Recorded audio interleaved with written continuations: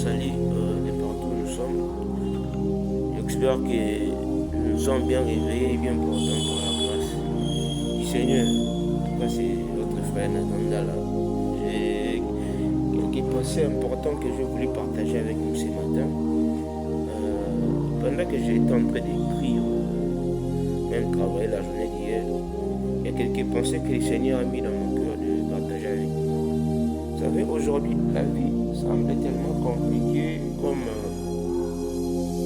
vous savez, j'ai beaucoup plus l'image d'une maison.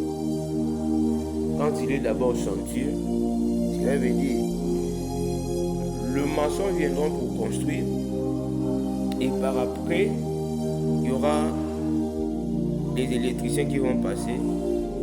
Ils ne vont pas travailler sur le dessus comme étant que le maçon construit et ils viendront encore pour faire ce qu'on appelle l'encastrement. Cela veut dire de casser encore le mur sur lequel les maçons ils ont eu à souffrir pour construire. Et par après, ils vont finir, il y aura la finition. Maintenant là, tout le monde qui passera, il va travailler là-dessus, le peintre, ainsi que les stagiaires et autres. Mais qu'est-ce que j'ai trouvé comme leçon à savoir? La vie, nous passons dans les étapes sur étapes. Il y aura des moments où ta vie sera bâtie, oui bien sûr, mais il y aura aussi des moments où tu vivras ce qu'on appelle une saison très bizarre. Le mépris, tout ce que les hommes peuvent dire, tout ce qu'ils peuvent parler. C'est ça qui constitue la vie. Les gens vont se moquer de toi, les gens parleront mal contre toi. Mais par après, tu vas vivre une vie, tu passeras dans un chemin où tout le monde va acclamer, où tout le monde dira ce qu'il faut, parce que Dieu t'a déjà élevé. Et dans la vie, Dieu nous amène dans tout ça, il est question d'une conscience, mais aussi d'une persévérance. Parce que aujourd'hui, la plupart ne sont pas capables de persévérer. Donc en réalité, nous devons persévérer afin de mieux vivre ce que Dieu a prévu.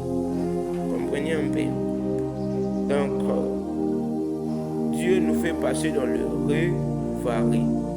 Très bientôt, nous allons parler de ça avec un thème, les rejets des hommes. Et Dieu valorise. Très bientôt, nous allons parler de ça.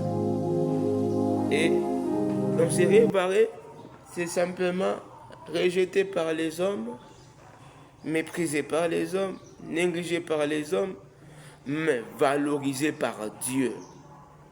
C'est du genre des hommes comme Jephthé, une personne que la famille a décidé en disant que non, toi tu n'es pas notre enfant.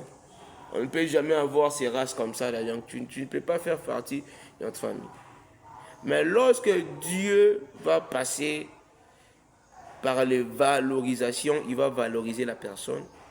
Les mêmes personnes qui t'ont rejeté viendront chercher les ré de la fin qui est recherché par les hommes. Donc, rejeté par les hommes, valorisé par Dieu, recherché par les hommes. Lorsque Dieu va te valoriser, ils vont courir de gauche à droite à ta recherche. En tout cas, que cette parole prenne une place dans la vie d'une personne. Et que le Dieu du ciel te bénisse et qu'il te fasse du bien. Shalom.